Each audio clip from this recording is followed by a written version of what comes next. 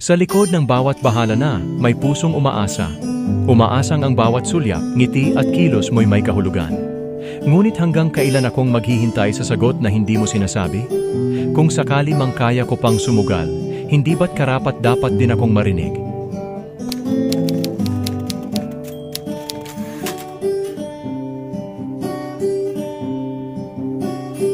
Minsan isang sulyap lang ang kailangan para magulo ang mundo kong tahimik. Isang ngiti mo lang, parang sining sa canvas na hindi ko mawari. Kung totoo bang ako ang pinapansin, o bahagi lang ako ng background na di mo rin tinitingnan.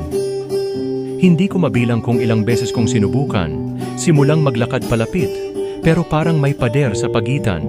Isang dingding ng kaba, ng takot na baka masaktan, ng duda kung tama bang mangarap sa mga kilos mong hindi ko alam kung may kahulugan. Bahala na, sabi ko sa sarili. Ngunit sa bawat bahala na, may kasamang buntong hininga, pagkapagod sa paulit-ulit na tanong. Ano ba ako sa'yo? Nararamdaman mo rin ba to? O isa lang akong gumagawa ng kwento? Sa isip kong mahilig maglaro ng paano kong lumapit ako? Paano kong sabihin ko? Paano kung hindi kita matakasan kahit ilang beses kong iwasan ang pagtingin?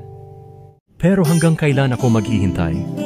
Sa sagot na hindi mo sinasabi, sa hakbang na hindi mo ginagawa? Hanggang kailan ako magpapanggap na masaya?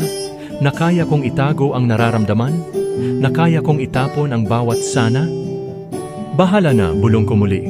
Kung hindi ka para sa akin, kung ang lahat ng ito'y haka-haka lang, ipapaubaya ko na sa tadhana ang hatol. Pero kung sakali mang kaya ko pang sumugal, hindi ba't karapat dapat din naman ako sa sagot? O sa pagkakataon? Hanggang ngayon, torpe pa rin, tahimik pa rin.